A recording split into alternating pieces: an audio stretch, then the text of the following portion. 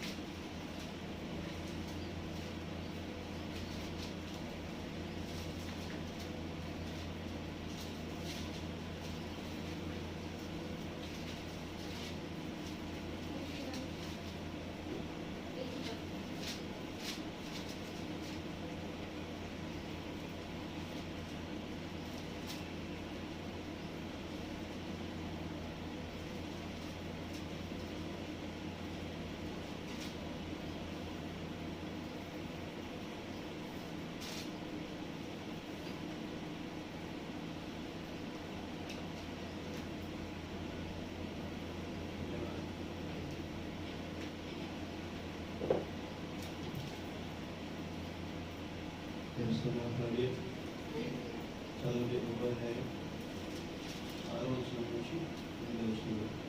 దేవుని యొద్ద నుండి పంపబడిన ఒక మనుషుడు ఉండెను. అతని పేరు యోహాను. అతని మూలముగా అందరూ విశ్వసించినట్లు అతడు ఆ వెలుగును గూర్చి సాక్ష్యమిచ్చుటకు సాక్షిగా వచ్చెను.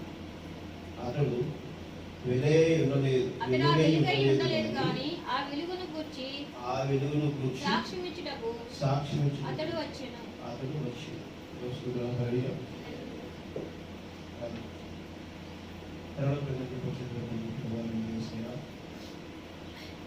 ఈ వాక్యము శాశ్వతమైనటువంటి ఈ వాక్యము ప్రభా ప్రభుత్వం ప్రకటించినది ప్రవచించినది ప్రభా ఈ లోకంలో సృష్టిగా కాపాడుతున్న ప్రభా అని ప్రభా చూపిన వెలుగు ప్రభా మేము చూచుటకు ప్రభా మీకు దయచేయండి ప్రభా ఎదుగోనైనా మేము అయితే ప్రభా మాట్లాడుతున్నాము తండ్రి ప్రభా మమ్మల్ని మరుగున పెట్టి రంగం మీద వేరే ఉండి ప్రభా మీ జనముకును ప్రభా సమస్తను ఆత్మ ప్రభా ఈ వాక్యం తేటగా చేయగలుగుతారని వివరించగలుగుతారని కోరుకుంటున్నాను తండ్రి సమస్తమైన మీ చేతులు ఆపరించినప్పుడు పొందుకోమని ప్రభు అయిన యేసు క్రీస్తు నామములో అడిగి వినిపించుకున్నాను. ఆమేన్.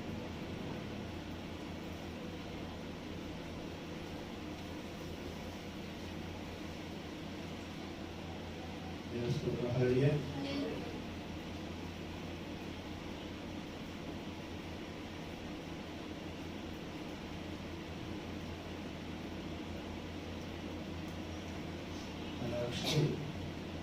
ఎవరు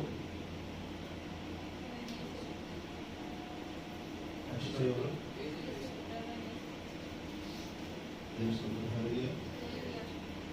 మత్తయి సువార్త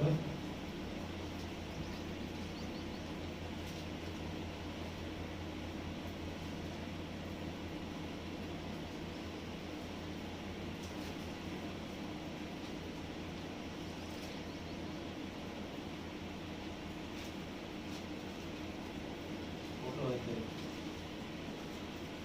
యేసు అనగా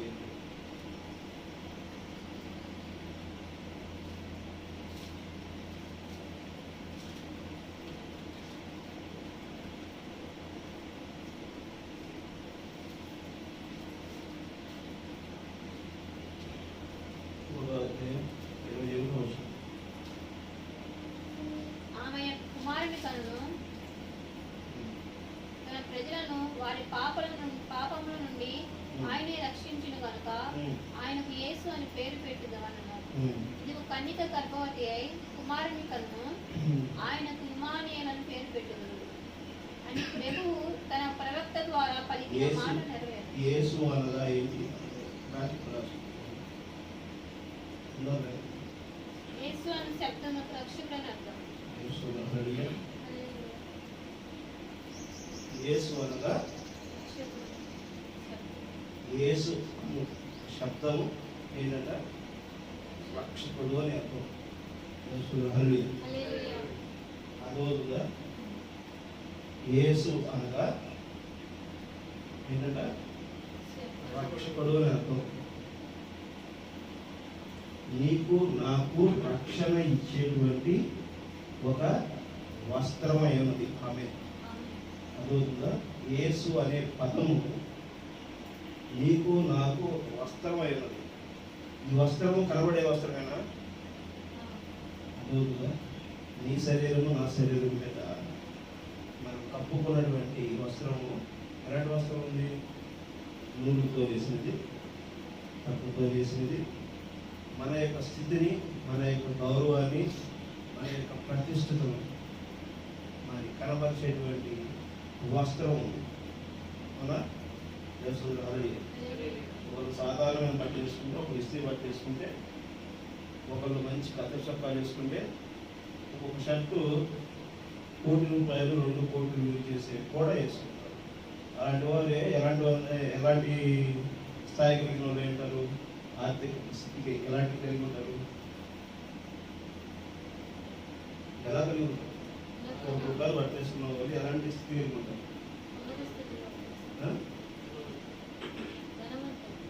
ధనవంతులు అంటే ఎలాంటి, అంటే అది ఏ రేంజ్లో ఉండేటువంటి వాళ్ళు అనుకుంటున్నారు? మరి మనకు తీరికమైనటువంటి ఆర్థిక స్థితి అంటే మన దుస్తులను బట్టి మన యొక్క స్థాయి స్థితి ఉంటుంది. మరి ఈ యొక్క ఆత్మకు రక్షణను కలిగించేటువంటి యేసు అనే వస్త్రము నువ్వు ధరించుకుంటే ఎలాంటి వాడు వెళ్తావు? ఈ వస్త్రము ఎవరు ధరించుకున్నారు? యేసు అనే వస్త్రము ఎవరు ధరించుకున్నారు?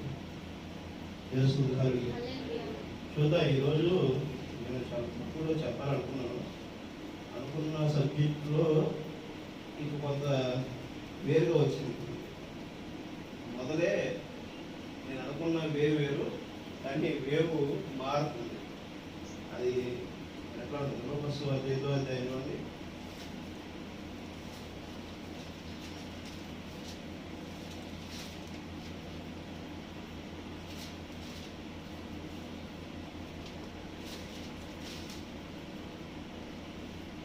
ఎనిమిదో అధ్యాయం 34 వచ్చింది, 35 వచ్చింది. జనులు జరిగిన దాన్ని చూడవెళ్ళి యేసు వద్దకు వచ్చి, దయ్యములు ఒదిగిపోయిన మనుషుడు బట్టలు కట్టుకొని స్వచ్ఛితుడై యేసు పాదముల యొద్ద కూర్చుండుట చూచి భయపడి. అదవుతుందా?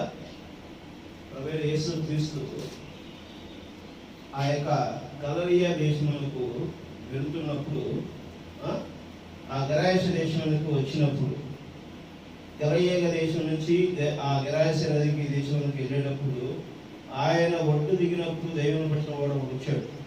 అలాగా దైవం పట్టిన వాడు వచ్చాడు. వచ్చి యేసు నాతో నీకే ఏమన్నాడు చూడండి. వాడు 25 వచ్చాడు. వాడు యేసును చూచి కేకలు వేసి ఆయన ఎదుట సాగిలపడి, యేసు సర్వోన్నతుడైన దేవుని కుమారుడా, నాతో నీకేమి? నన్ను బాధపరచుకోమని నిన్ను వేడుకొనుచున్నానని కేకలు వేసి చెప్పాడు. ఏమంటాడు? యేసు అంటున్నాడు. ఇక్కడ యేసుని అతను ధరించాడు. ప్రియమైన సహోదరి సహోదరులారా, మీరు వాక్యమును గమనించండి. ఈరోజు వాక్యం అంతటా కూర్చొని అక్షరం అక్షరం అక్షరం అక్షరం చెప్పేటువంటి సమయము మీకు లేదు, నాకు లేదు. వాక్యమును చాలా వివరంగా దేవుడు ఎన్నో చెప్పాడు తెలుసా? ఎన్నో చెప్పాడు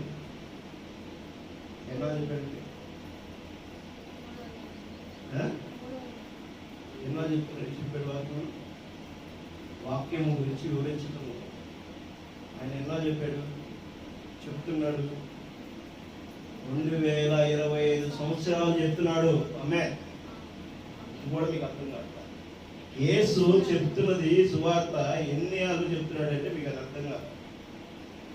మీరు గమనించండి, ఈ చెవితో విని ఈ చెవితో వదిలేస్తున్నారని నాకు బాగా అర్థమవుతుంది. అర్థమవుతుందా? తెలుసుకుంటే ఎందుకంటే ఇక్కడ చెప్పటము నా ఉంటే వినకి వినకపోవడం అనేది అది మీ ఇష్టం. నేను మిమ్మల్ని అరిసో మీ వేద గట్టిగా చేయటం వలన నేను పాపంలో చేర్చుకుంటాను తప్పనిచ్చి మీకైతే ఏమీ నేను ఇవ్వలేదు. ఎందుకు చెప్తున్నాను? మీరు మారటం కోసం, మార్పు చెందటం కోసం, నూతన సృష్టిలో భాగం అవటం కోసం. తెలుసుకుంటారు అదవుతుందా? చెప్పిన దాన్ని నిర్లక్ష్య పెట్టకండి. నిర్లక్ష్య పెట్టే సమయము ఇది కాదు. తెలుసుకుంటారు. దేవునికి చెప్పినటువంటి మాటలు మీరు గమనించండి. అదవుతుందా? ఆయన చెప్పాడు, వినలేదు. ఎవరేం లేదు. ఆయన ఎలాంటి వాడు? అక్కడ ఉంది వ్యక్తి దేవుని పట్టిన వాడు. ఎలాంటి వాడు ఉన్నాడు అక్కడ? దేవుని బట్టి నానా విద్వాసం సృష్టిస్తూ, శ్మశానంలో వెళుతూ, సంఖ్యలు వేస్తూ, ఇవన్నీ ఇప్పుడు చెప్తా ఉంటే చెప్పవలసినటువంటి మాటలు కూడా చాలా ఉన్నాయి. ఎందుకంటే ప్రవక్త మీ మధ్య నా మధ్య క్రీస్తు రాకడ గురించి బోధించాడు. ఆమె అదవుతుందా?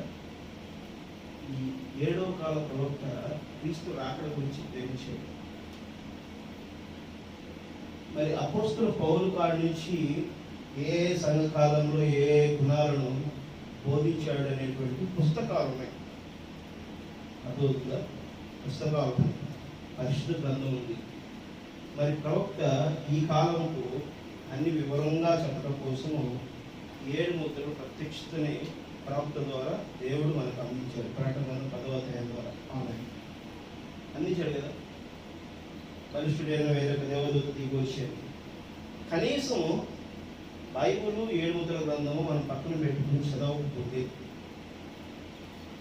అన్నీ మనం వివరంగా ఈరోజు చెప్పేటువంటి సమయం లేదు. ఎందుకంటే హల్లెలూయా వచ్చి అడుగుతూ ఉంటారు. ఎవరు?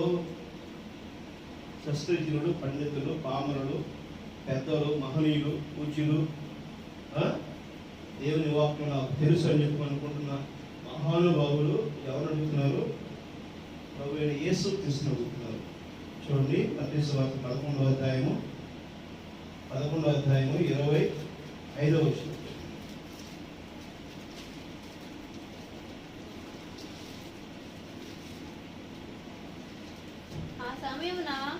యేసు చెప్పినదేమనగా, తండ్రి, ఆకాశమునకును భూమికిని ప్రభువా, నీవు జ్ఞానులకును వివేకులకును ఈ సంగతులను మరుగ చేసి పసి బాలులకు బయలుపరచిన వానని నిన్ను స్తుతించుచున్నాను.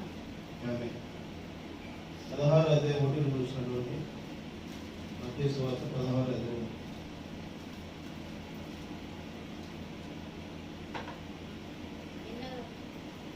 16వ అధ్యాయం మత్తయి సువార్త 16వ అధ్యాయం 1-2 చూస్తున్నారు.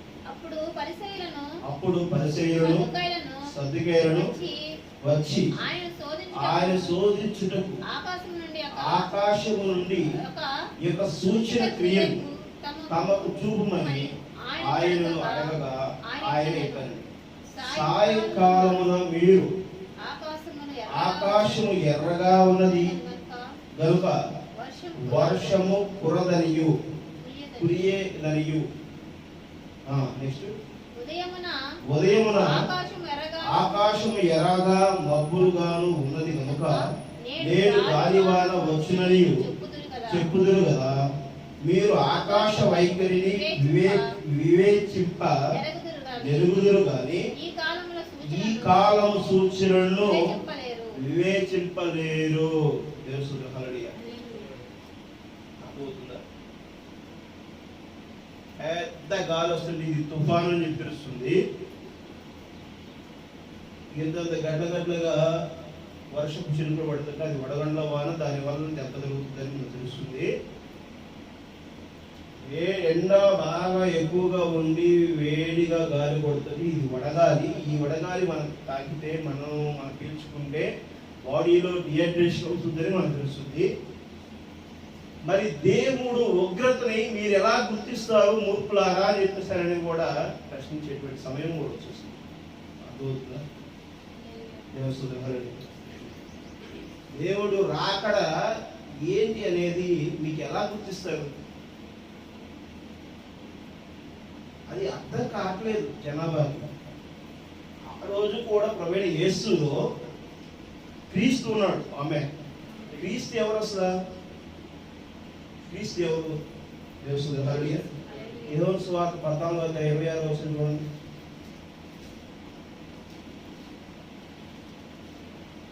ఇక్కడ జనాభాకి తిరిగిట్లేదు వివరము, అర్థం కావట్లా. ఎవరికి? నీకు, నాకు, అందరికి కూడా అర్థం కావట్లా.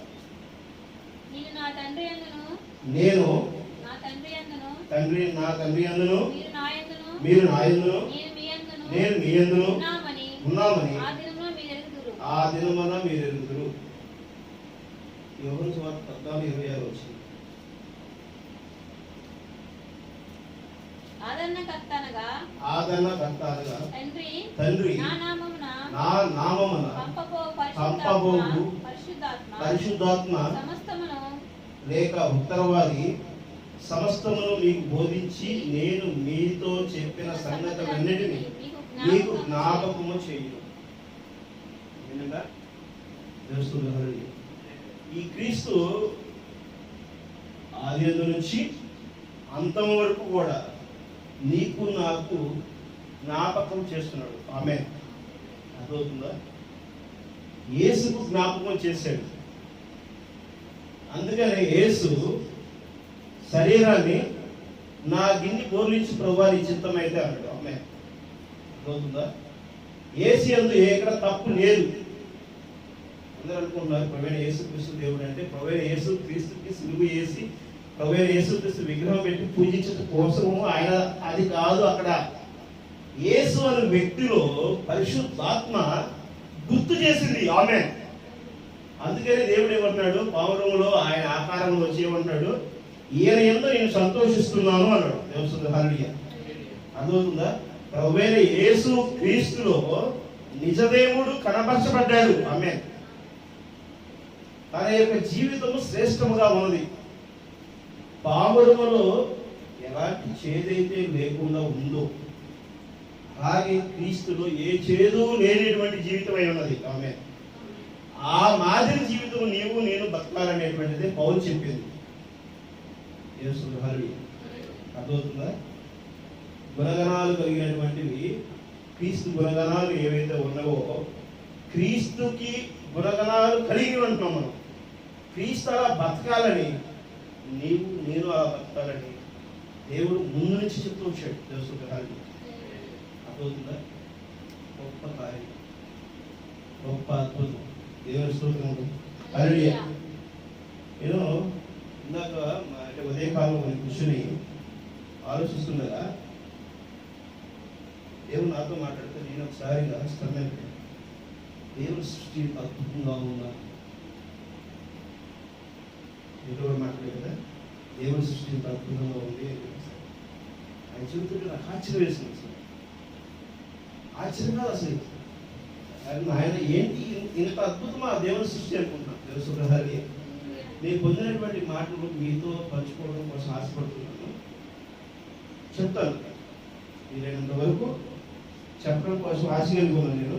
కానీ అది మీరు ఎంతవరకు గ్రహిస్తారో నాకు తెలియదు, కానీ నేనైతే మటుకు ఉన్నది ఉన్నట్టుగా చెప్తాను. తెలుస్తుంది. కానీ నేను నాకు అనిపించింది, నేను గమనించింది, నాకు దేవుడితో పంచుకున్న ఆ యొక్క సందేశము, ఆనందము మీతో నేను చెప్తాను. తెలుస్తుంది. కానీ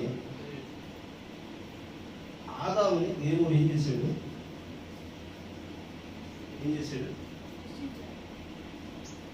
ఆదాము ఏం చేశాడు? సృష్టించాడా?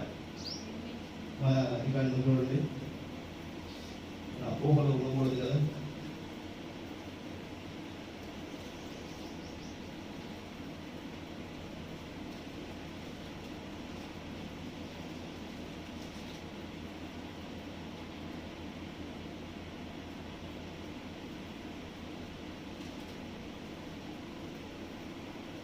7వ వచనం చదవండి. 2వ అధ్యాయం 7వ వచనం. ఆదికాండం 2వ అధ్యాయం 7వ వచనం. దేవుడైన యెహోవా నేల మట్టితో నరుని నిర్మించి వారి నాసికాంతములో జీవాయువును ఊదగా నరుడు జీవాత్మ. దేవుని హల్లెలూయా ఆమేన్. ఆదాము ఏం చేశాడు? ఏం చేశాడండి? దేవుని హల్లెలూయా. ఆదాముని దేవుడు నిర్మించాడు.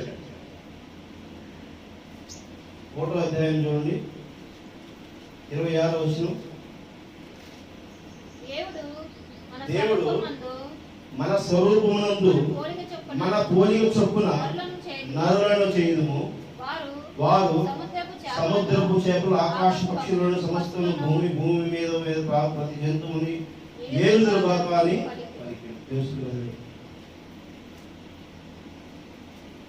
ఏంటంట? మన స్వరూపమునందు మన పోలిక చొప్పున నరులను చేయుదుము. దేవుని హల్లెలూయా. చూడండి 27వ వచనంలో దేవుని స్వరూపమునందు వారిని సృజించును, స్త్రీని గాను పురుషుని గాను వారిని సృజించును. ఆమేన్.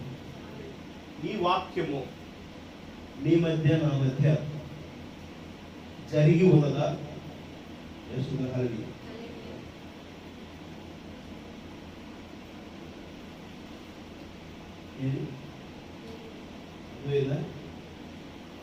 ఈ వాక్యము నీ మధ్య నా మధ్య జరిగి ఉన్నదా? యేసు హల్లెలూయా.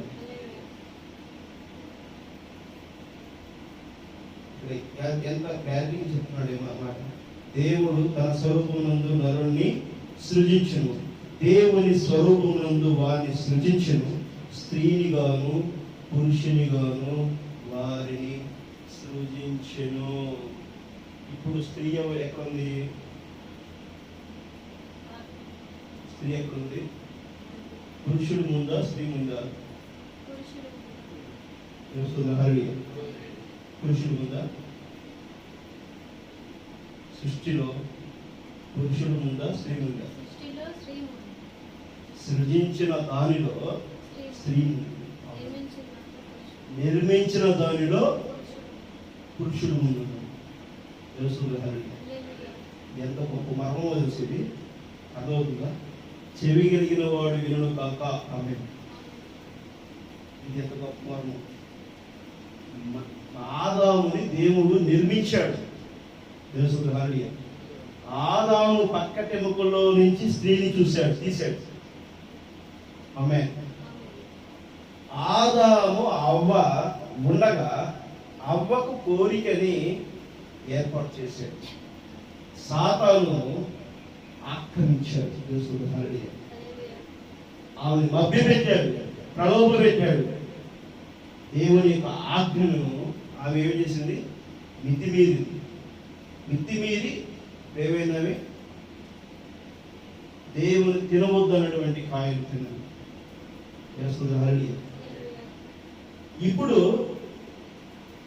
ఆయన నీకు చెబితే, నేను నీకు చెబితే, ఆయన చెప్పిన విధంగా నేను చెప్పిన విధంగా మీరును నడుస్తారా?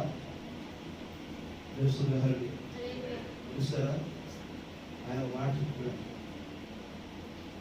మీ ఆలోచనలను మరి విస్తృతపరచుకొని మిమ్మల్ని మీరు కనబరుచుకుంటూ మీరు సేద్యం చేసుకుని వీటి మీద సర్వ హక్కులు కలిగి మీరు ఏలుదురు అంటాడు. ఇప్పుడు నువ్వు ఏదే స్థితిలో ఉండి నువ్వు కనబరచబడాలి. ఆమేన్. అర్థమవుతుందా? ఏదే స్థితిలో ఉన్నాడు. ఆ కొండ ఇక్కడ నుంచి లేచి అక్కడ పడు, ఈ నది ఇక్కడ నుంచి అక్కడికి బయలువాడు అని ఆజ్ఞని చేయగలిగే శక్తి కలిగినటువంటి మనుషుడు తానులో ఉన్న వెలుగు సాక్షి. ఆమె ఆ వెలుగు సాక్షి అనే విషయాన్ని మర్చిపోతున్నాడు. అర్థమవుతుంది? ఇక్కడే ఉన్నారా? వెంబడిస్తున్నారా? కానీ మనిషి ఏం చేస్తున్నాడు? నేనే వెలుగు అంటున్నాడు. అర్థమవుతుందా? తనలో ఉన్న వెలుగుకి అతను సాక్షి అనుకోవట్లా. ఆయన ఏమంటాడు? నేను ఒక మనిషిని పంపిస్తున్నాను. ఆమె ఆ మనిషి నాకు సాక్ష్యమును, నాకు వెలువవును అంటున్నాడు. కానీ ఇప్పుడు ఏం చేస్తున్నాడంటే ఆయన మనిషి ఏం చేస్తున్నాడు? తానే వెలుగవుతున్నాడు. నేనే దేవుణ్ణి అంటున్నాడు, నేనే సర్వాన్ని అంటున్నాడు, నన్నే పూజించండి, నన్నే ఆరాధించండి. అర్థమవుతుందా? దేవస్థానం ఇక్కడ మనిషి మాట్లాడుతున్నాడు అవివేకంగా. కానీ సర్వం తెలిసినటువంటి పురుషులు, పుణ్య పురుషులు అంటారు, మహా ఋషులు అంటారు, వేదాన్ని తెలిసిన వారు, సర్వం జ్ఞానవంతులు కానీ వారు దేవస్థానం అర్థమవుతుందా? మరి ఎక్కడ చెప్పరు, ఏ గ్రంథంలో చెప్పరా? ఏ ఒక్క పవిత్రమైనటువంటి గ్రంథంలోనూ వారికి వారు ప్రకటించుకోవాలి, తెలియపరిచారు, వివరించారు. శుద్ధి చేసుకోమన్నాడు, తన ఆత్మ శుద్ధి చేసుకుని, ఆత్మ శుద్ధి చేసుకుని నేనే వెలిగే ఉన్నాను. కానీ దేవుని హరి ఈ బ్రెయిన్ ఉంటుంది చూసావా, ఇది దుర్మార్గమైనది బ్రెయిన్. ఈ బ్రెయిన్ డెడ్ అయిన మనిషి బతుకుంటాడు, హృదయం డెడ్ అయితే బతుకున్నాడు. అవునా కాదు? దేవుని హరి హృదయానుసారంగా మనిషిని బతుకమంటుంటే ఏం చేస్తున్నాడు? మనిషి ఏం చేస్తున్నాడు? తన బ్రెయిన్ అనుసారంగా బతుకుతానంటున్నాడు, నేనే సృష్టిస్తున్నాను అంటున్నాడు. అంటున్నవాడు ఎవడు? సాతాను గాడు. అర్థమవుతుందా? నిర్మించిన వాడు అంటున్నాడు, నిర్మాణంలో ఉన్నవాడు అంటున్నాడు, సృష్టికర్త అంటలేదు, సృష్టిలో భాగమైన వాడు అన్నాడు.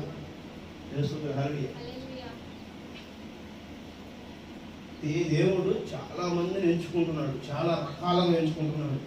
దేవస్థానానికి నువ్వు ఒక డిగ్రీ పాస్ అవ్వాలంటే, నువ్వు డిగ్రీలో సబ్జెక్టులు కావాలంటే Telugu, Hindi, English, maths, physics, మరి న్యాచురల్ సైన్స్, సోషల్ అని 6 సబ్జెక్టులుగా 7 సబ్జెక్టులుగా మనకి ఈరోజు మనం ఈ సబ్జెక్టుల వారీగా అన్ని చూస్తేనే కదా నువ్వు ఆ డిగ్రీ పాస్ అయ్యేది, అన్నిటిని ఉత్తీర్ణత సాధిస్తేనే కదా అయ్యేది. తెలుగే గొప్ప అన్ని తెలుగు మాత్రం వరకు చూసినావు అనుకో, ఇది నీ ఏం గొప్ప. ఇంగ్లీషే గొప్ప అంటే, మ్యాథ్సే గొప్ప అంటే అర్థమవుతుందా? సోషల్ నేనే గొప్ప అంటే ఏది ఇక్కడ గొప్పగా? నువ్వు పాస్ అవడానికి ఇవన్నిటిని అభ్యసించాల్సిన అవసరం ఉంది. దేవసూత్ర అవునా? ఆ డిగ్రీ పట్టాపట్టుకోవడానికి నువ్వు అవన్నీ అభ్యసించాలి, వాటిన్నింటిలో జ్ఞానం సంపాదించాలి, వాటన్నిటినీ నీవు తెలుసుకుని ప్రకటించగలగాలి. ఆమేన్. అంతేనా కదా? ఇదేనా చదువు ఉద్దేశం? మరి దేవుని నువ్వు గ్రహించి, దేవుని నువ్వు తెలుసుకుని, దేవుని నువ్వు ప్రకటిస్తే కదా దేవుడు అనే సక్సెస్ని నువ్వు చూసేది. ఆమేన్. అర్థమైందా? నిత్య జీవంకి మార్గం ఏంటో నేను నీ మధ్య ఉన్నానన్నాడు, నేను నీలోనే ఉన్నానన్నాడు, నేను నీలో నుంచి ప్రకటించాలని అంటున్నాడు. ఆమె ఇదే కదా ఎగ్జాము. ఇది చిన్న సింపుల్ లాజికే కదా. మన ముందున్నది మనం గమనించుకోవట్లా. ముట్లమై ఉన్నాం కదా, మనం గొప్పవాళ్ళు అనుకుంటాం కంటే మనలో ఉన్నవాడు గొప్పవాడు కదా, ఆయన ఏం చెబుతున్నాడు దాని ప్రకారం మనం నడవాలి కదా అనుకోవాలి. మనకి క్రమం ముందు కావాలి. చెప్పిన మాటను మనం సరి చేసుకోవాలి. సరి చేసుకుని దాన్ని ఎవడివైతే వెంబడిస్తాడో, ఎవడైతే వెంబడిస్తాడో, నేను మాట్లాడే ప్రతి మాటలో నూతన సృష్టి కనబడుతుంది. దేవసూత్రాలు గమనించండి. అర్థమవుతుందా? ఉపమాన రీతిలో బోధ ఉంటుంది. క్రీస్తు సువార్తను మీరు వెంబడించండి. ఆమె ఈరోజు నేను చెప్తున్నటువంటి ప్రకటన మామూలు విషయమైనది కాదు. ఎందుకంటే నేను దానిని గురించి చూశాను. ఆమె నేను చెప్పుతున్నటువంటి విషయాన్ని ముందుగా నాకు దేవుడు బయలుపాటు చేసినప్పుడు ఇది కన్ఫ్యూజ్ చేస్తూనే ప్రకటన జరుగుతుంది. కానీ మీరు పరిగారండి. ఈ వాక్యం నేను చెబుతున్నప్పుడు చాలా జాగ్రత్తగా ఉంటుంది. నేను చెప్పిన రెఫరెన్స్ మీరు దగ్గర పెట్టుకుని సరిగ్గా చూసుకోండి, రాసుకోండి. కావాలండి నేను రెఫరెన్స్ చెప్పే రెఫరెన్స్ కూడా వెంబడించడానికి రాసుకోండి. ఇవన్నీ చెక్ చేసుకోండి. కూర్చొని మరి అడగండి, చూసుకోండి. మీరు మీ దేవుని అడగండి, ప్రార్థనలో కూర్చోండి. ప్రభువా నిజమా కాదా, ఇదేనా అని చెప్పేసి మీరు అడగండి, చెప్తాడు దేవుడు. ఎందుకంటే నాకు చెప్పినటువంటి రహస్యము నీతో కూడా చెప్పడానికి దేవుడు సిద్ధంగా ఉన్నాడు. ఆమె అర్థమవుతుందా? దేవుడు హల్లెలూయా. ఈరోజు చెప్పేటువంటి వాక్యం జాగ్రత్తగా గమనించండి, ఎందుకంటే ఈ కాలానికి ఈ మెసేజ్ చాలా అవసరమైనది. ఆమె దేవుడు ఆదాముని ఎలాగైతే నిర్మించాడో ఇప్పుడు సృష్టిలోకి తీసుకెళ్ళాలి. ఏ సృష్టిలో తీసుకెళ్ళాలి? ఈ లోకము వ్యర్థము కానీ, ఈ లోకంలో అన్ని కూడా నశించుకోను కానీ, నా యొక్క పరలోక రాజ్యములో సర్వశ్రేష్టమైనది. ఆమె అర్థమవుతుందా? సాయంకాల వర్తమానం ఇది. ఆమె సాయంకాల వర్తమానం ఇది. సాయంకాలములో ఇంద్రధనుసు కూడినప్పుడు ఏమవుతుందట? ఏమవుతుంది? పాపం చదవండి. కింద మత్తయి సువార్త కూడా అదే.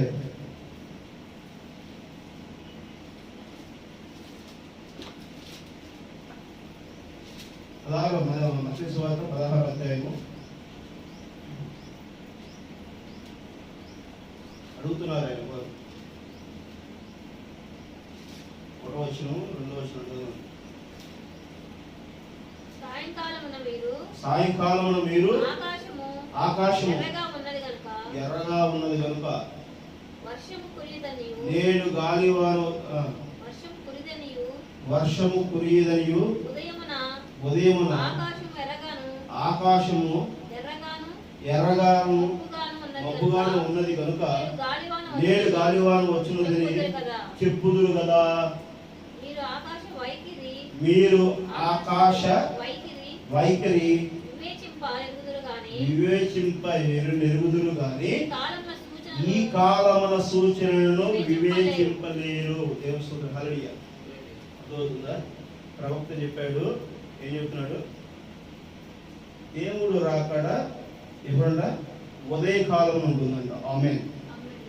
గమనించండి, దేవుడు రాకడ ఉదయకాలం ఉంటుందని చెప్పాడు ప్రవక్త. ఈ కాలపు ప్రవక్త, చివరి కాల ప్రవక్త విలియం మ్యారీ బ్రహ్మం గారు చెప్పినటువంటి వర్తమానం ఆయన ప్రవచించాడు. ఆమేన్.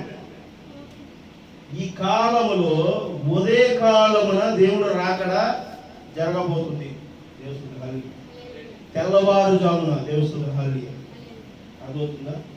ఇది సాయంకాలపు వర్తమానం. సాయంకాలమున ఇంద్రధనుసు కూడుకున్నప్పుడు మీరేమంటారు? వర్షము రాదనుకుంటున్నారు. ఆమేన్. ఉదయకాలమున మబ్బులు బట్టి ఉండుట ఆ ఇంద్రధనుసు అదేంటంటే చూడండి, ఆకాశం ఎర్రగా ఉన్నది కనుక, మబ్బుగా ఉన్నది కనుక నేడు గాలివాన వచ్చినట్టు తెలుస్తుంది. కలిగి పెళ్లి కుమారుడి కోసము 10 మంది బుద్ధి కలిగిన కన్నికలు, బుద్ధి లేని కన్నికలు మరి బయలు వెళ్ళినప్పుడు ఏ సమయమున ఆయన తీశాడు? ఏ సమయమున పెళ్లి కుమారుడి కేక వినపడింది? అర్థమవుతుందా? దేవుడు హల్లెలూయా. అర్థమవుతుందా? ఇక్కడ కాలం చూడండి, పగలు రాత్రి చూడకండి. పోయిన వారం చెప్పాను నేను, 18 గంటల్లో 24 సార్లు సూర్యోదయం సూర్యాస్తమయం చూశారు. ఎవరు చూసింది? సునీత విలియమ్స్. దేవుడు హల్లెలూయా. మీరు సూర్యోదయం సూర్యాస్తమయంలో ఉదయకాలంలో వెతుకుతుంటే వ్యర్థమే. నిజమైన వెలుగులో వెతకండి. ఆమె నిజమైన వెలుగులో వెతకండి. ఇది సాయంకాల వర్తమానం అన్నాడు ప్రవక్త. దేవుడు హల్లెలూయా. సాయంకాల వర్తమానం చెబుతున్నప్పుడు ఇంద్రధనుసు కూడుకుంటున్న దాన్ని మీరు గమనించట్లేదు. అక్కడ సజ్జికాయలు అడుగుతున్నారు. దేవుడు హల్లెలూయా. శాస్త్రీయులు అడుగుతున్నారు. ఈ లోక సమాజం అడుగుతుంది. ఈ లోక సమాజం దేవుని కోసం ఎదురు చూస్తుంది. కానీ దేవుడు వారి మధ్య ఉన్నటువంటి దానిని వారు గమనించట్లేదు. కానీ ప్రవక్త చెప్తున్నాడు ఈ విషయం. దేవుడు హల్లెలూయా. ప్రవక్త ఏమన్నాడు చెప్తాను.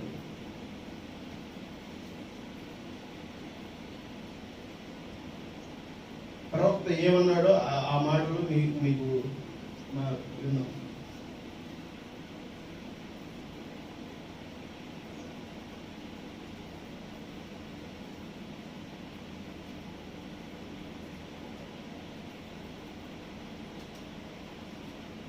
జనులు ప్రవక్త కావాలని కోరినప్పుడే దేవుడు ప్రవక్తను పంపును. ప్రజలు సూచనకు సిద్ధపడినప్పుడు దేవుడు ఆయన సూచనను పంపును. ఆమేన్. ఉపేక్షించబడిన ఒక నిజమైన సూచన వర్తమానంలో 1961 సంవత్సరంలో దేవుడు చెప్పాడు. ప్రవక్త ద్వారా దేవుడు మాట్లాడాడు. ఆమేన్. ప్రవక్తలు కావాలనుకున్నప్పుడు మాత్రమే ప్రవక్త ద్వారా మాట్లాడతాడు. మీరు ఈ కాలంలో వర్తమానికులు సూచనలు చూస్తున్నారు. ఆమేన్. అర్థమవుతుందా? చాలా మంది ప్రవక్త ఆ కోడ్ చెప్పాడు, ఆ కోడ్ తీయండి, దాంట్లో ఏం చెప్పాడు చూడండి. ఏమన్నాడు ప్రవక్త? ఏమన్నాడు అన్నమాట? అయితే విషయము ఏమనగా ప్రజలు అరుదుగా వారు ఉద్రేకపడు చోటికి పోదు, లేక ఏదో వారికి కావాలని నేను ఆకాశం నుండి ఒక సూచన మాకు చూపుము. అయితే దేవుడు ఆ సూచన పంపినప్పుడు అప్పుడు వారు దాని సూచనకు ఇష్టపడలేదు. కావున అది జ్ఞానులు వివేకవంతులు మరుగు చేయబడి నేర్చుకుని పసి బాలుల వంటి వారికి బయలుపరుచుతుంది. దేవుని హరి. అర్థమవుతుందా?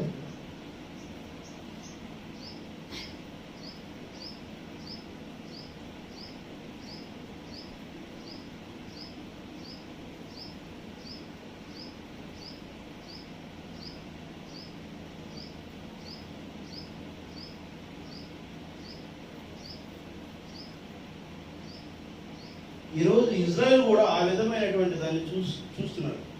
ఈ వర్తమానంలో చాలా క్లియర్గా ఆయన చెప్తా వచ్చాడు. ఇజ్రాయెల్ కూడా అలాంటి సూచన కోసం చూస్తున్నారట. ఆల్రెడీ మోసపోయారు. ఎవరు? ఇజ్రాయెల్. మెస్సియా రాలేదనుకున్నారు. మెస్సీ వచ్చాడు, ఆయన బోధించాడు, తాను కనబరచబడ్డాడు, సిలువ కప్పమొక్కబడినాడు, చెప్పాడు. ఆమె దేవుని హరి. మరి నువ్వు నేను కూడా ఆ విధంగా సిలువకు అప్పగింపబడాలని చెప్పేసి వాక్యం. దేవుని హరి. నీవు నేను కూడా ఆ విధంగానే కాడి మోయాలంట. ఈ లోకములో ఆశలను నువ్వు చంపుకోవాల్సి ఉన్నది. ఆమె అవుతుందా? ఈ లోకములో ఆశలను నువ్వు చంపుకుంటున్నప్పుడు నీకు పెయిన్ కలుగుతుంది కదా, అది ఒక కొరడా దెబ్బ కాదా? నువ్వు ఆశ కలిగిన దాన్ని నువ్వు చూస్తున్నప్పుడు ఆ మొల్ల తిరగటం నొప్పి భరించట్లేదా నువ్వు? అర్థమవుతుందా? ఈ లోకంలో వాటిని నువ్వు ఎప్పుడైతే తృణప్రాయంగా నువ్వు పక్కన పెడతావో, ఈ లోకంలో వాటి కోసం పోకుండా వాక్యానుసారమైన జీవితం కోసము, వాక్యానుసార జీవితంలో నువ్వు సహవాసము కలిగినటువంటి జీవితాన్ని ఎప్పుడైతే నువ్వు ప్రకటిస్తావో అప్పుడు నువ్వు ఏమవుతావంట? తెలుస్తుంది. హరి. క్రీస్తు మాదిరిగా నువ్వు పునరుత్థానం పొందుతావు. ఆమె. ఇప్పుడు నువ్వు ఏదేను తోటలోకి వెళ్ళబోతున్నావు అంటాడు ప్రవక్త. తెలుస్తుంది. హరి. అర్థమవుతుందా? ఏదేను తోట ఎక్కడుంది? ఇక్కడే, ఈ లోకంలోనే ఉంది, ఈ భూమి మీదే ఉన్నది. ఈ లోకం అంటే ఈ యొక్క పాపం లోకంలో కాదు, ఈ భూమి మీద పాపంలోకి ఉంది, పరలోక రాజ్యం ఉన్నది. ఆమె. అర్థమవుతుందా? ఆ పరలోక రాజ్య స్థాపన కోసమే 2025 సంవత్సరాల నుంచి క్రీస్తు నీ మీద నా మీద దేవుడు కృప చొప్పున అభిషేకించాడు. ఆమె. అర్థమవుతుందా? యేసు క్రీస్తు అభిషేకం కింద మనము ఏమవుతున్నాం? చెవి కలిగిన వారుగా ఉండాలనేటువంటిది చెప్తాడు దేవసుందరయ్య. తన యొక్క ప్రియమైన శిష్యులు సువార్త ప్రకటించమని పంపించిన వారికి నీకు నాకు తెలియపరచబడినటువంటి ఈ వర్తమానము వారికి తెలియదు. ఆదాముకు తెలియదు ఈ వర్తమానం. ఆమె. నేను చెప్తాను, మోషేకి తెలియదు ఈ వర్తమానం, దావీదుకు తెలియదు ఈ వర్తమానం, దానియేలుకు తెలియదు ఈ వర్తమానం. సమస్త మర్మాలని నీ మధ్యకి నా మధ్యకి దేవుడు ప్రకటించబడడానికి వచ్చాడు. దేవుడు హరి. అర్థమవుతుందా? ఇప్పుడు నువ్వు ఏ కాలంలోకి వెళ్ళడం కోసం వెలుగు నిన్ను ఆ సృష్టిలోకి వెళ్ళడానికి నువ్వు తీర్మానం చేసుకోవాల్సి నువ్వు గమనించుకో. ఆమె. ఈ ఉదయకాల పొద్దులోకి నువ్వు వెళ్ళాలంటే, ఆ ఏదేను తోట అనేటువంటి రోజులోకి నువ్వు వెళ్ళాలంటే ఏం రాబోతుందంట? ఏం కనబడుతుంది? ఇప్పుడు మొగ్గులు పట్టి ఉండటం కనబడుతుంది, ఉరుములు ఉరవడం కనబడుతుంది, దేశముల మీద యుద్ధం చేసుకోవడం కనబడుతుంది, భూకంపాలు రావడం కనబడుతుంది, సునామీలు రావడం కనబడుతుంది, రేపు అతి మహా ప్రళయం రాబోతుంది అని చెప్పేసి శాస్త్రవేత్తలు కొట్టుకుంటున్నారు. దేవసుల హారడిగా అర్థమవుతుందా? మీకు తెలియక గమనించుకోవట్లేదు ప్రపంచంలో ఏం జరుగుతుంది, గత 10 రోజుల నుంచి ఏం జరుగుతుందో మీకు తెలియట్లేదు. అర్థమవుతుందా? దేవసుల హారడిగా బ్యాంకాక్, మరి నిన్న నేపాల్లో వచ్చింది భూకంపం, విధ్వంసంగా ఉంటుంది. మరి భారతదేశానికి కూడా ఆ ప్రకటనలు రాబోతున్నాయని చెప్పి శాస్త్రవేత్తలు మరి చెప్తున్నారు. ఎలర్ట్ అంటే మరి నీకు నాకు ఆ సూచికలు తెలియట్లా, దేవుడి సూచన మనం తెలియట్లా. మనలో భయం లేదు, మనలో మార్పు లేదు, మనలో మోకరింపు లేదు, మనలో వేదన కలిగినటువంటి ప్రార్థన లేదు, తగ్గింపు లేదు, ప్రేమ లేదు. ఏం చేస్తున్నావు? చర్చికి వచ్చి ఏం చేస్తున్నావు? ఏ సమాజ శ్రేయస్సు కొరకు నువ్వు ప్రార్థన చేస్తున్నావు? నీకు నిజంగా క్రీస్తు తెలిస్తే, నువ్వు నిజంగా క్రీస్తును కలిగి ఉంటే, నువ్వు నిజంగా క్రీస్తుని రుచి చూస్తే, నిజంగా నువ్వు క్రీస్తు అనే వస్త్రమును నువ్వు ధరించి ఉంటే, రాబోతున్న ఉగ్రతను దేవుడు ఏం చేస్తాడనేది నువ్వు చెప్పాలి కదా. నువ్వు యోధుడివి కదా, కాదా? తెలుస్తుంది. ఈరోజు సంఘం ఎక్కడుంది? సంఘం నిద్రపోతుంది. పొద్దునేలా కూడా పొద్దున్నే ప్రార్థన చేసుకోవడం తప్పనిచ్చి నిజంగా క్రీస్తు ఏంటి అనేదాన్ని, క్రీస్తుని వెతకడం అనేదాన్ని, క్రీస్తుని కనబరచడం అనేదాన్ని, క్రీస్తు నీలో నుంచి వెలుగుగా ప్రకాశించడం కోసం నువ్వు ఒక సాక్ష్యం అనే విషయాన్ని మర్చిపోతున్నావు. రాబోతుంది ఈస్టర్ పండుగ, మట్టబడుతుంది. ఇవి కాదు దేవుడు చూపించమని దేవుడు హారడిగా అదవుతుందా? దేవుడు చూపించమంటుంది నిజమైన క్రైస్తవ్యము మతము కాదు, దేవుని ప్రేమ. దేవుడు హారడిగా దేవుని ప్రేమ ఈరోజు లోకముతో మమేకము కాబడటంలోనే క్రీస్తుల వాక్యము స్థిరపరచబడి ఉన్నది. ఆమె అది ఎందు వాక్యములను, వాక్యము దేవుని యందును, వాక్యమే దేవుడాయుడును, వాక్యమే మన మధ్య సంచరించును. దేవుడు హారడిగా అర్థమవుతుందా? దేవుడు హారడిగా ఇప్పుడు వాక్యమే మనిషిగా సంచరించి ఏం చెప్తుంది? ఆ వాక్యము నీలో నాలో నుంచి ఏం చేస్తుందంట? స్త్రీగాను పురుషులుగాను సృష్టిస్తుంది. అమ్మే అర్థమవుతుందా? నువ్వు స్త్రీవైతే, నువ్వు పురుషునివైతే ఇప్పుడు నూతన సృష్టిలోకి నువ్వు సృష్టించబడుతున్నావా లేదా అనేది ఒకసారి ప్రశ్నించుకో. అర్థమవుతుందా? నూతన ప్రక్రియ జరుగుతుంది. సర్వశ్రేష్టమైన వాక్యానికి లోబడింది. ఇది మోసం చేయకూడదు, ఇది తప్పు చేయకూడదు, ఇది హెచ్చింపు ఇది చేయకూడదు, ఇది మద్యం సేవించుట చేయకూడదు, ఇది దుర్లభించుట సేవించు. నీ శరీర ఆరోగ్యానికి కావలసినటువంటి ఆయుర్వేద మందులు, ఔషధాలు, పెద్దల యొక్క మాత్రలు, సూత్రాలు నువ్వు పాటించవచ్చు, కానీ ప్రకృతి సంబంధమైనటువంటి నువ్వు చేయొచ్చాము. కానీ ఏం చేయకూడదంట? విలాసవంతమైనది, విచ్చలవిడితనమైనటువంటిది, క్రమమైనటువంటి దానిని నువ్వు యథేచ్ఛగా జీవించడానికి దేవుడు అనుమతించట్లేదు. ఆమేన్. ఎందుకంటే దేవుడికి ఒక క్రమం ఉన్నది. సృష్టినంతటిని, లయనంతటిని ఒక క్రమంలో నడిపించే దేవుడు నిన్ను నన్ను మార్చలేడా? కానీ నీకు నాకు దేవుడు తన స్వరూపము చొప్పున ఉన్నాడు కాబట్టి, నీలో నుంచి ఆయన ప్రకటించడం కోసము అవకాశం ఇచ్చాడు కాబట్టి, ఆయన ప్రకటించుకోవడం కోసము నీ యొక్క శరీరానికి, నీ యొక్క పేరుకి, నీ యొక్క స్థితికి ఆయన ఏం చేస్తున్నాడంట? విలువనిచ్చి కనపరచబరచడానికి చూస్తున్నాడు దేవుడు. కానీ మనం ఏం చేస్తున్నాము? నేనే అంటున్నాం. నాలో ఉన్నవాడు అంటలా మనం. క్రీస్తు నేనే అన్నా. క్రీస్తు నాలో ఉన్నవాడు గొప్పవాడు అన్నాడు దేవుడు. మీలో ఉన్నవాడు గొప్పవాడు అంటున్నాడు. నీ మాదిరిగా, నా మాదిరిగా ఒకటే మాదిరిగా దేవుడికి ఉన్నారంటాడు. నేను ఏ మాదిరిగా ఉన్నానో మీరు ఆ మాదిరిగా ఉండటం కోసం నా ప్రయాసాన్ని, నా తుద ముట్టిస్తున్నాను అన్నాడు దేవుడు. అర్థమవుతుందా? దేవుడు ఎప్పుడు ఇస్తున్నారా? గమనిస్తున్నారా? సమయానికి, క్రమానికి లగ్వండి, క్రమానికి ప్రార్థన చేయండి, క్రమానికి మీరు సంఘం కోసం ప్రార్థించండి. ఎందుకంటే రాబోతున్నది ఉగ్రత. నీ బంధువు, నీతో తిరిగేవాడు, నీతో పక్కన ఉన్నవాడు రేపు నీతో కనబడకపోతే, నీతో పాటు ఆ రాజ్యంలో ఆ నూతన సృష్టిలో లేకపోతే నీకు బాధేలా? నీకు స్వార్థపరుడు నువ్వు స్వార్థపరుడుగా? నువ్వు రాజు కాదా? నువ్వు రాజు కాదా? ఆయన వారసత్వంలో ఉన్నటువంటి నువ్వు యువరాజువే కదా. దేవస్థాన హల్లెలూయా. రాజు మహాప్రభు ఆయన తండ్రి నువ్వు వారసుడుగా ఉన్నప్పుడు నీకు ఆశపరుస్తున్నట్టే మరి నువ్వేం చేయాలి? ఏం చేయాలి? అందరూ అంటున్నారు నీ మతం గొప్ప అయితే నువ్వు బోధించుకో, నువ్వు చేసుకో. ఇక్కడ మత బోధ చేస్తే ఎవరైనా ఖండిస్తారు. అర్థమవుతుందా? నీ యొక్క సిద్ధాంతాన్ని నువ్వు బోధిస్తే ఎవరైనా ఖండిస్తారు. కానీ దేవుడు ఏం చెప్పాడో అది చెబితే ఏం చేస్తారు? ఖండిస్తారా?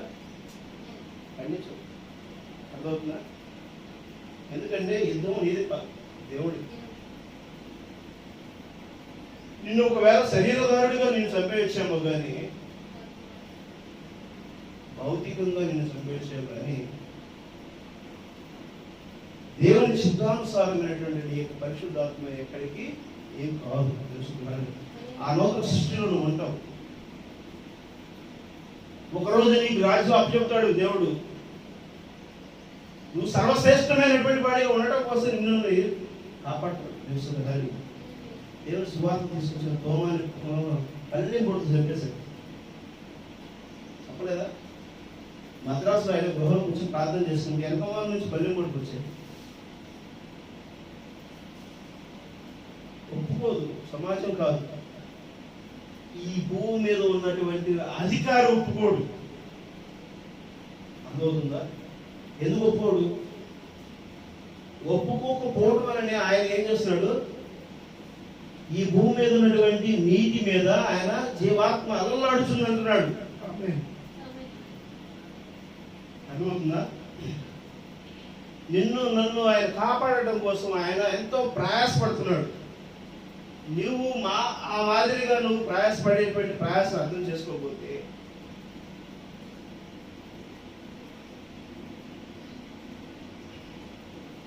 ఎలాగా?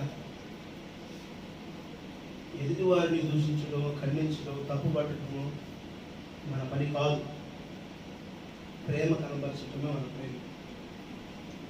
ఆప్యాయత, అనురాగము, దేవుని గుణగణాలను ఏవైతే ఉన్నాయో, సహోదర ప్రేమ, దేశభక్తి, సహనము, ఆశానిగ్రహము, జ్ఞానము, సద్గుణము, విశ్వాసం, ఈ 7 గుణగణాలు మనలో కనపరచబడాలని మన కోసం దేవుడు నీ మధ్య నా మధ్య ఆయా కాలాలలో 7 సంఘ కాలాలు 7 ప్రవక్తల ద్వారా బోధ తీసుకొచ్చాడు.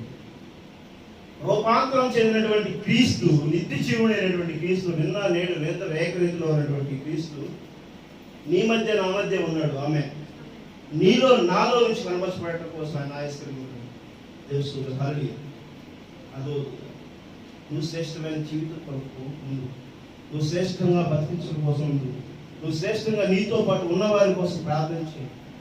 వారి యొక్క ఏకక్షేమాల కోసం నువ్వు నిన్ను వారిని ఇప్పుడు వారిని ప్రేమించినటువంటి వాక్యాన్ని నువ్వు ఎప్పుడైతే గైతో నడుస్తావో అప్పుడు దేవుడు నీ పట్ల బాధ్యత తీసుకుంటాడు. హృదయానుసారంగా దేవుని చిత్తానుసారంగా దేవుని నువ్వు మొరపెట్టి ప్రార్థన చేస్తే నీ పట్ల దేవుని బాధ్యత ఆయన నిన్ను ఒక నూతన ఆయుధముగా ఆయన వాడుకుంటాడు. ఆమె ఆయన రాజ్యంలో నిన్ను స్థిరపరచబడటం కోసం ప్రయాసపడుతున్నాడు. దేవుడు హారడి నువ్వు కానీ ఆ విధంగా నువ్వు ప్రయాసపడకుండా నీ ఇష్టానుసారంగా నువ్వు ఉంటే పెద్దదే కదా. అర్థమవుతుందా? ఇది నిర్మాణం ఏంటో తెలిసిందా? ఆదాము నిర్మాణంలోనికి ఇప్పుడు మన సృష్టిలోకి వెళ్ళబోతున్నాం. ఈ ఉదయకాలము మనం అనబోతున్నాం. అది సూచనలుగా మాత్రమే మీరు ఉంటే దేవుడిని మీరు చూడలేదు. దేవుడు హారడి దేవుడిని వెంబడించమని చెప్పేసి అనేటువంటి మార్కు సువార్త 8వ అధ్యాయము 11వ వచనం. మార్కు సువార్త 8వ అధ్యాయము 11వ వచనం.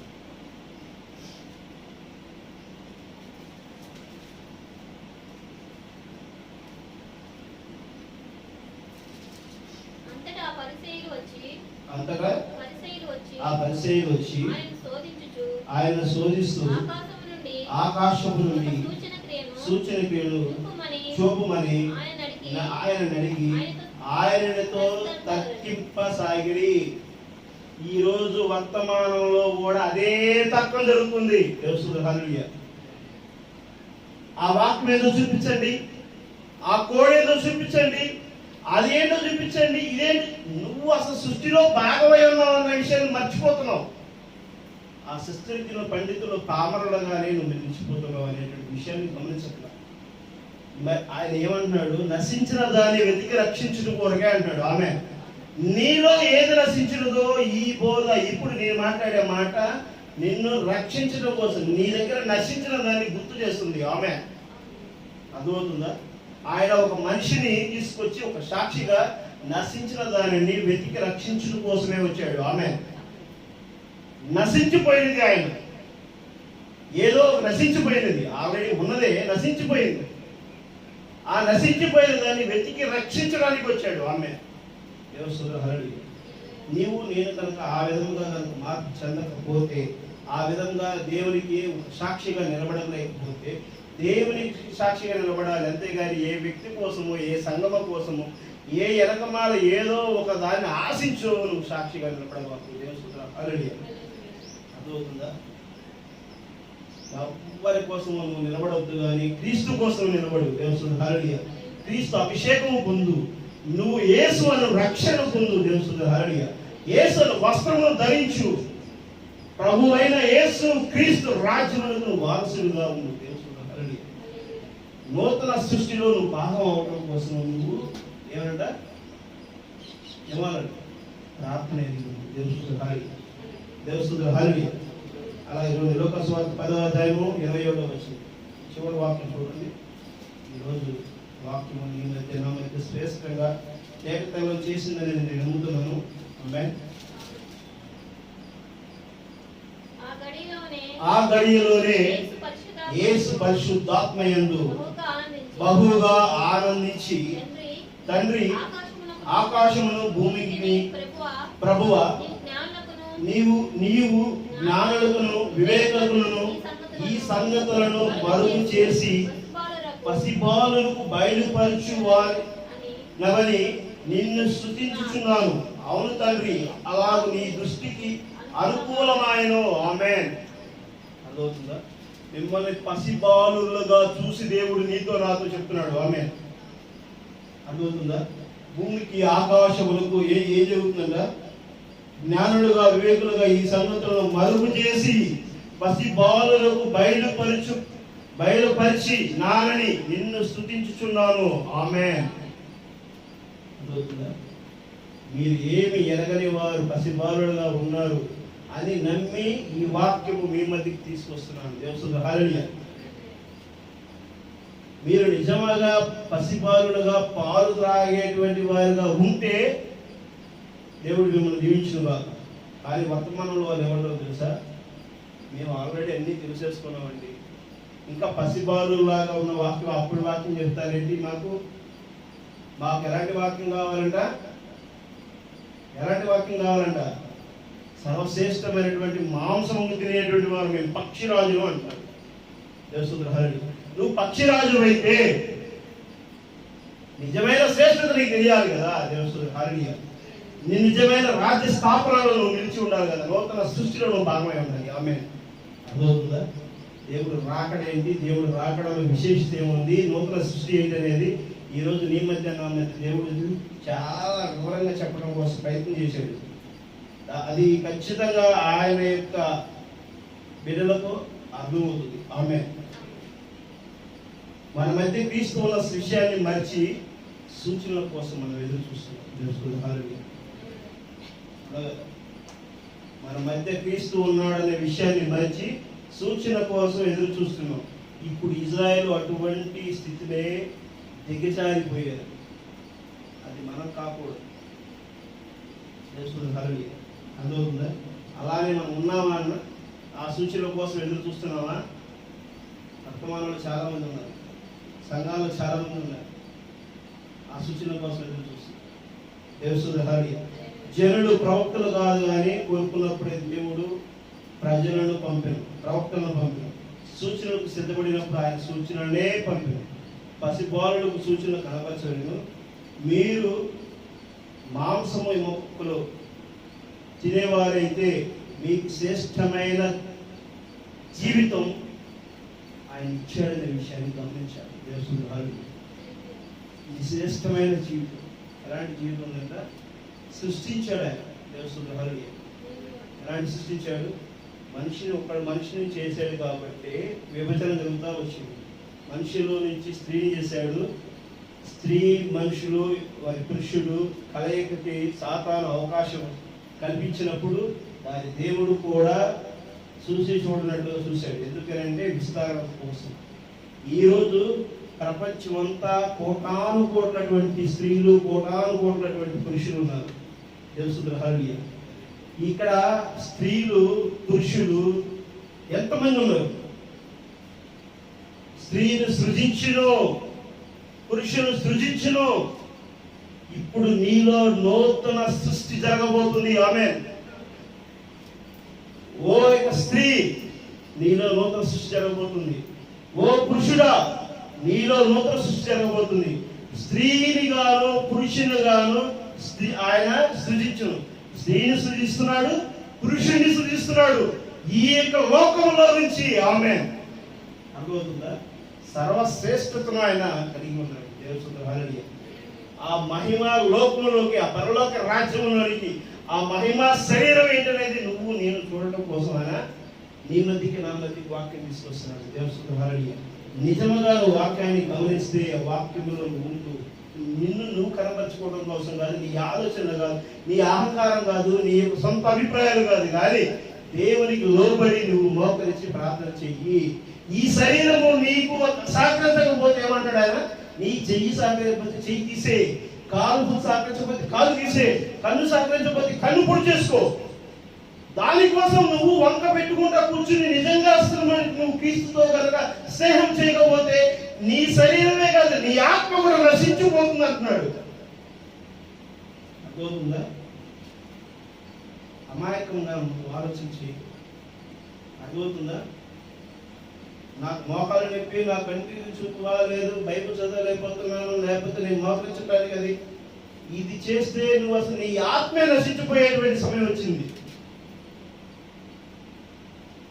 నువ్వు ఆత్మను నశించిపోయేటువంటి పరిస్థితి తీసుకొచ్చుకోవాలి. నిన్ను నువ్వు సరి చేసుకో. నీ యొక్క ఎగురుబాటుతనాన్ని మర్చిపో.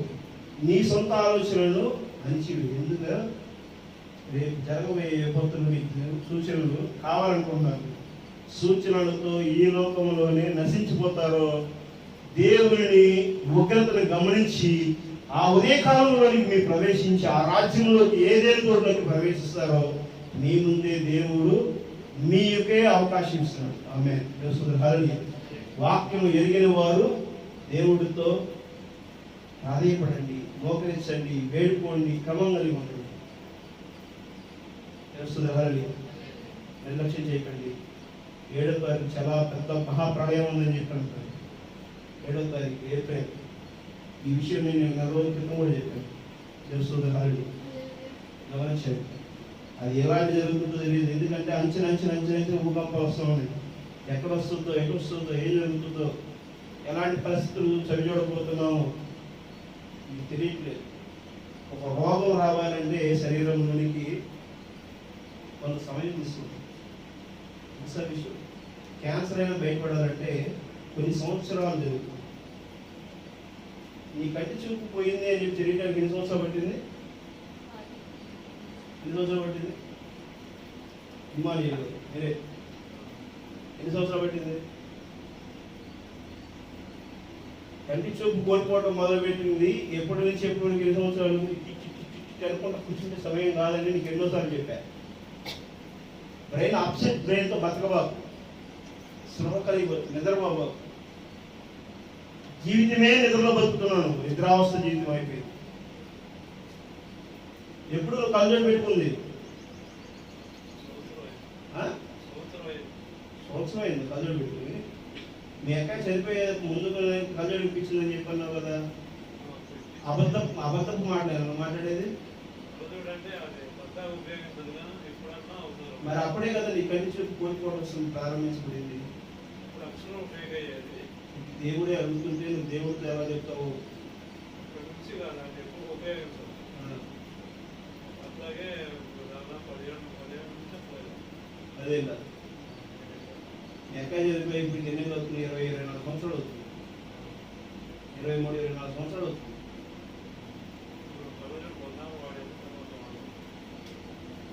ఇదే మార్చుకో నీకు స్పష్టంగా అర్థం అవడం కోసమే నేను అడుగుతున్నా అర్థమవుతుందా నీ యాటిట్యూడ్లో ఎంత మార్పు రావాల్సి ఉందో ఒకసారి గుర్తుపెట్టుకో ఒక కంటి చూపు కోల్పోవడానికి 23 సంవత్సరాలు పట్టింది నీకు ఒక రోగం రావడానికి అలానే ఉంటుంది కొన్ని సంవత్సరాలు వెలుబడి జరుగుతూనే ఉండదు అర్థమవుతుందా అలానే ఒక విపత్తు రావడానికి అలానే జరుగుతూ ఉంటుంది ఏది అంత తొందరగా ఏది కనపరచబడదు క్రమేపీ మార్పు చెందుతూ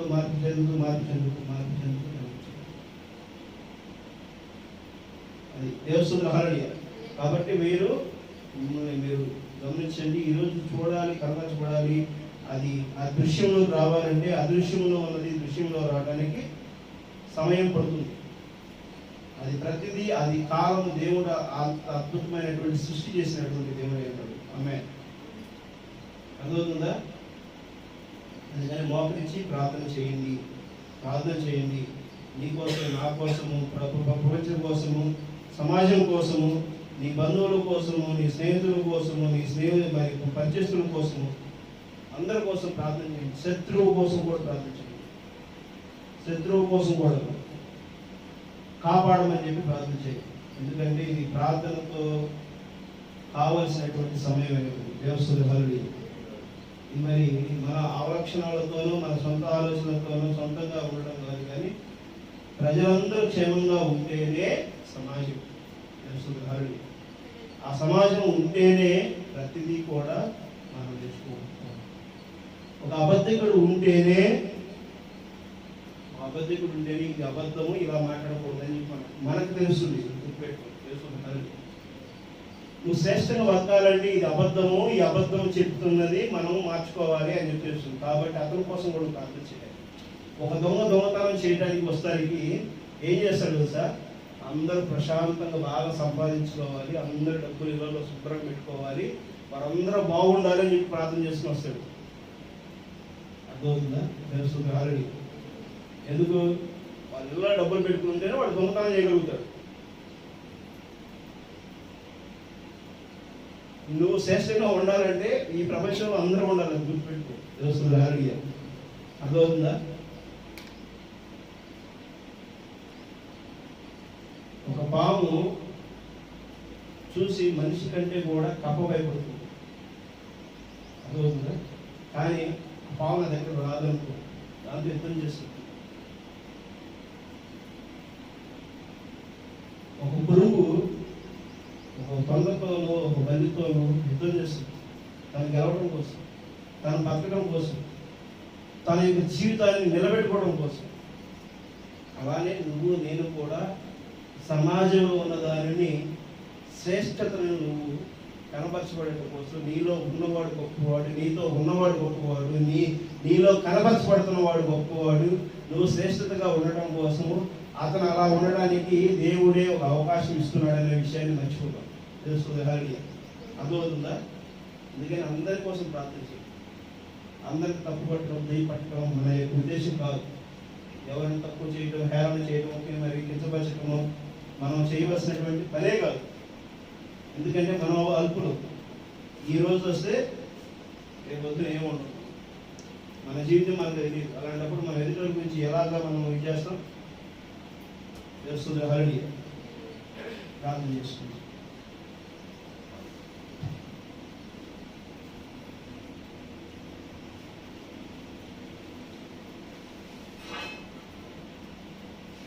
పరలోకమైన తండ్రి, పరిశుద్ధ తండ్రి, ప్రభువా, యేసయ్యా, స్పష్టంగా ప్రభువా మీ యొక్క రాజ్యం ఏమిటి, మీ రాజ్యంలో ప్రభువా మేము ఎలా జీవించవలసినదో మమ్మల్ని మేము తగ్గించుకుంటుందో ప్రభువా మా పాత్ర ఏమిటో ప్రభా మిమ్మల్ని కనబరచబడటంలో ప్రభావ మా పాత్ర ఏమిటో ప్రభావ మీకు వచ్చారు ప్రభా. మా మాటలు ప్రభా మరి ప్రభా మీ చిత్తానుసారంగా ఈ బిడ్డలు ఎవరికి తెలియపరచవలసిందో ప్రభా వారితో మీరు నేరుగా మాట్లాడారని మేము నమ్ముతున్నాం తండ్రి.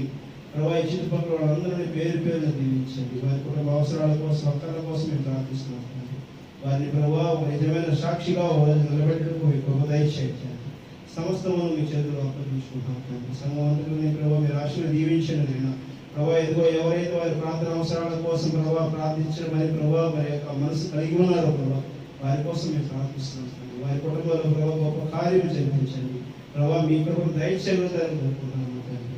సర్వమానం ప్రభావ మీకు అప్పగించుకుంటున్నాం తండ్రి.